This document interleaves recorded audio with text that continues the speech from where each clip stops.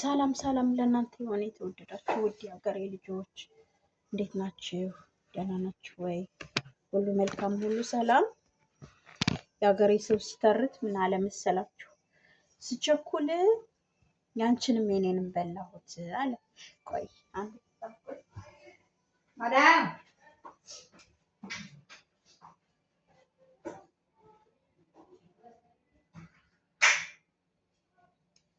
ስቸኩል ያንቺንም የኔንም በላሁት አለ። ሰውየው ቸኩሎ ማለት ነው። እና እንደ ትናንት ነው ስህተት እንዳልሰራ እና ማታ በጣም ተረብሻ ነበር ወገኖች። እንደኔ ተረብሻችሁ ከነበራችሁ በዛ ላይ ነው። እስኪ ቆይ ማለት ልውሰዳችሁ። እንደ ማታው ግን እንዳላጠፋ ተጨምጥናል።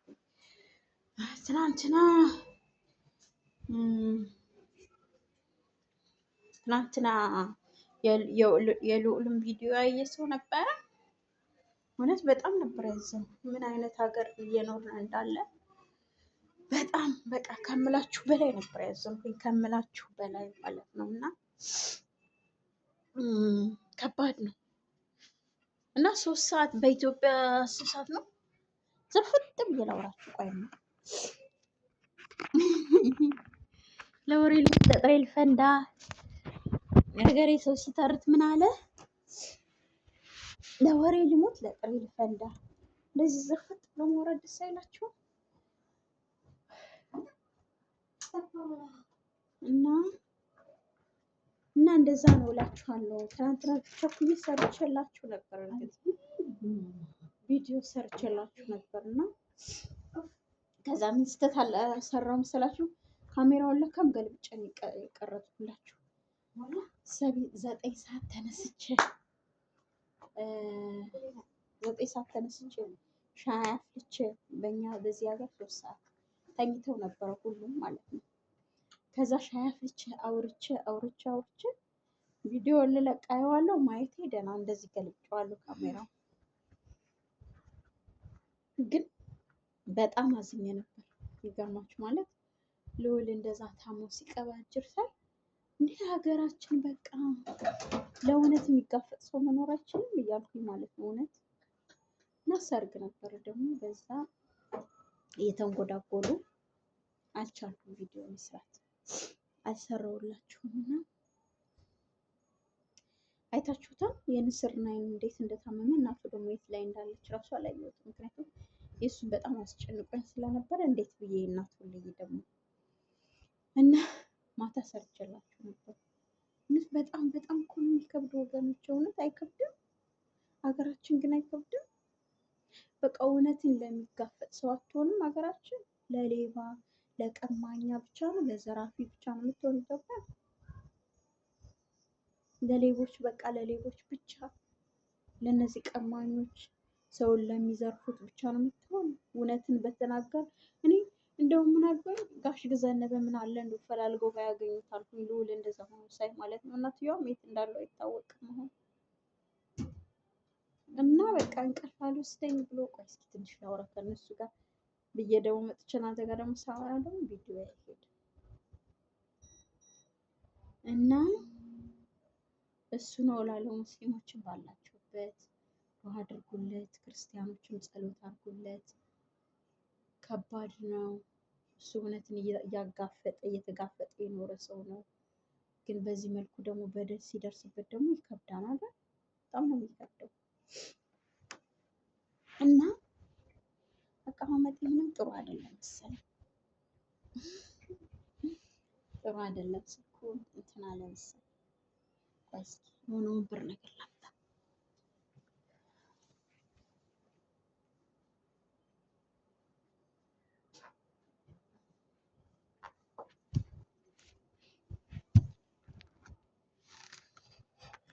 ቢያንስ ስልኩ ከፍ ይበልና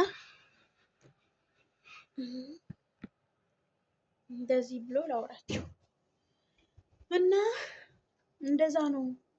በጣም ነበር የተጨነቁ ስለ ልዑል። በጣም ስለ ሰርግ ያወራን ስለምን ያወራን ያሳዝን ነበር። ቁርጥም ብሎ ተኝቶ የአንበሳ ኩርትም ብሎ ተኝቶ አሳዘነኝ፣ በጣም አሳዘነኝ። ኢትዮጵያ አንዳንዴ እኮ እኔ እንጃ እኛ በሰው ሀገር ያለነዎች ግን በሚጣሙ እውነት በሚጣሙ በሀገራቸው ላይ የሚደርስባቸው ግፍ አይደለም። እነዚህ ጋዜጠኞች እውነትን ስላጋፈጡ በዚህ መልኩ እውነትን ስላጋፈጡ እኮ ነው። ሌላ ምን አረጉሽ? ምን አረጉ? በእናታችሁ ምን አረጉ? እኔ ከባድ ነው። እኔ አላውቅም።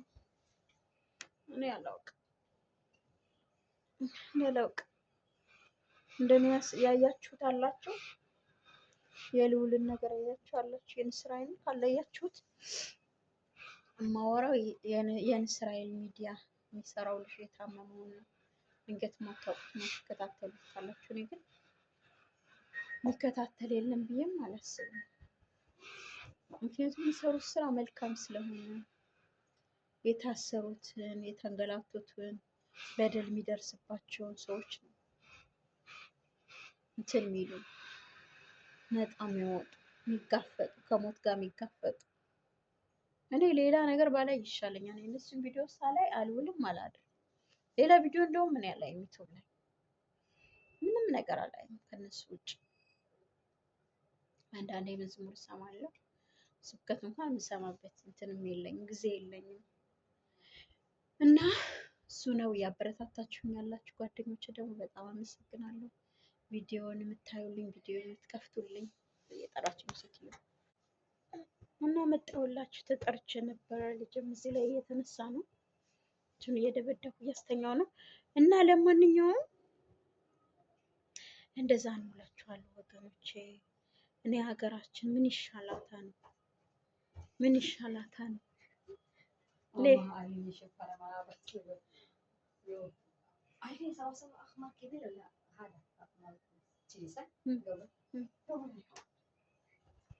እና ወገኖቼ ሀገራችን ምን አይነት ሰው ሊኖርባት እንደሚፈልግ ነው ያላውቅም። ፈጣሪ በቃ እውነት ያሳዝናሉ። አንዳንዴ ሰው ለእውነት ሲጋፈጥ ምን ያህል እየተጎዱ እንዳሉ፣ በተለይ እነሱ ጋዜጠኞች በጣም እየተሰቃዩ እየተንገላቱ ነው። ሌቦች ግን ቆይ ኧረ ተወርዋሪው ወሬ ነው እና ማለት ነው።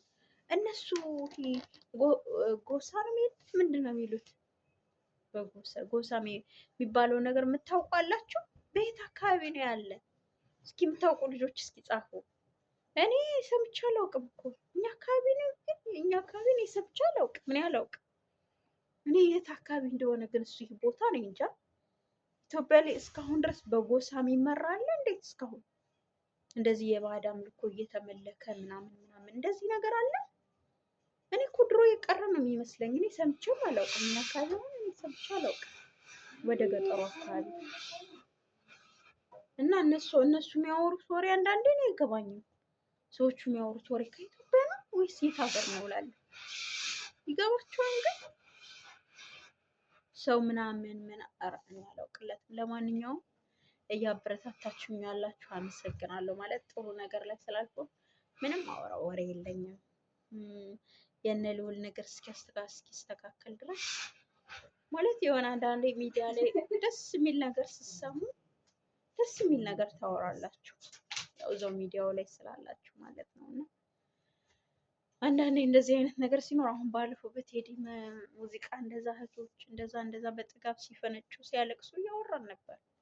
ማለት ጥጋብ ነው እርግጥ ያስወራል። እኔ መጀመሪያ ሳየው እኮ መሬማ ምናምን ሲል እንደውም በዚህ ፎቶ በምናምን አድርገው ሰርተው የላኩልኝም ማለት ነው።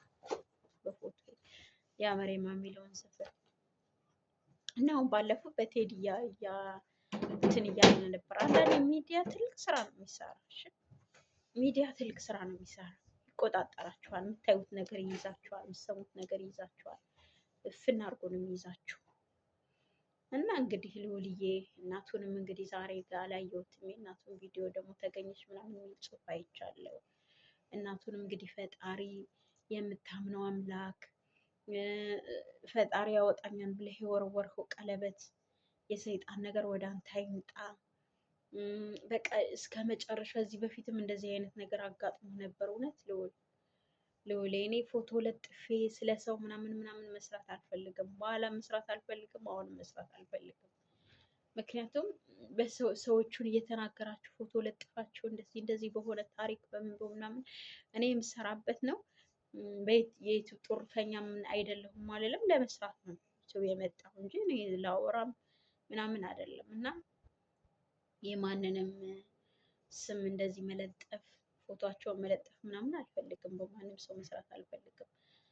ፈጣሪ በሰጠኝ በራሴ ባለኝ ነገር እኔ ካለፍኩበት ህይወት ሰዎቹን ማስተማር፣ እንደገና ደግሞ ቻናሌ ካደገ በኋላ ደግሞ የተቸገሩ ሰዎችን ማየት፣ መርዳት፣ እነሱ ጋር ሄዶ ማውራት፣ ቡናም ብትሆን ገዝታችሁ ሄዳችሁ ቡናችሁን እያፈላችሁ መጠጣት፣ ከነሱ ጋር ማውራት፣ ቀኑ ሙሉ ከነዛ ጋር መዋል፣ እንደዛ ነው እንጂ መስራት የምፈልግ የሆነ ቪዲዮ አምጥቼ ማስቀመጥም አልፈልግም። የሆነ ፎቶ ማምጣት አልፈልግም። በማንም ሰው ታሪክ ምንም ነገር መስራት አልፈልግም። አለበለዚያ ያው ድህነቴ የሰው ቤት ይሻለኛል። ግን ካለፈኝ ታሪክ እህቶችን ማስተማር እኔ የምፈልገው በዚህ ቻናል ማለት ነው። ከራሴ ህይወት፣ ከራሴ ታሪክ፣ ከራሴ ተሞክሮ ይህን ታክል አመት ስኖር ለራሴ እንዳልሆን ለሰው ስሆን እንደነበረ ከራሴ ተሞክሮ ለሰዎች ማስተማር ነው የምፈልግ። ከራሴ ሌላ የሆነ ሰው አምጥቼ ቦስቼ የሆነ ሰው አምጥቼ ምናምን ተናግሬ ተሳድቤ እንደዚህ አልፈልግም። እና እነሱ መሳደብ ሳይሆን በጣም ነው የምከታተላቸው፣ በጣም ነው የምወዳቸው። ነበልባልን አሁን ነበልባል ሌላ ቻናል አለው፣ ያንም አልከታተልም ምክንያቱም እንዳይበዛብኝ። ነበልባልን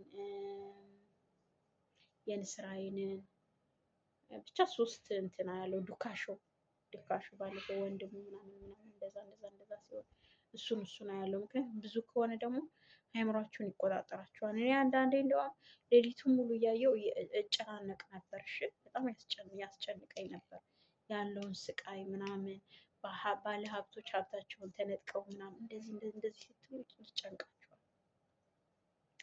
እና እሱ ነው እኔ ከራሴ ህይወት ካለፈ ህይወቴ ሰዎቹን ማስተማር እፈልጋለሁ። ሰዎቹ ስል እንደኔ አረብ ሀገር ያሉ አዲሶቹን ማስተማር እፈልጋለሁ። ለማንኛውም ሴትዬ ወጣች ነው ትንሽ ስራ ከሰራተኛዋ ጋር ስራ ልጁ ተኝቶ እያለ ሰላም ሁኑልኝ። ቪዲዮ ሳልሰራ መዋል አልፈልግም፣ ምክንያቱም እንደ ስራ አድርጌ ነው ማለት የምፈልገው።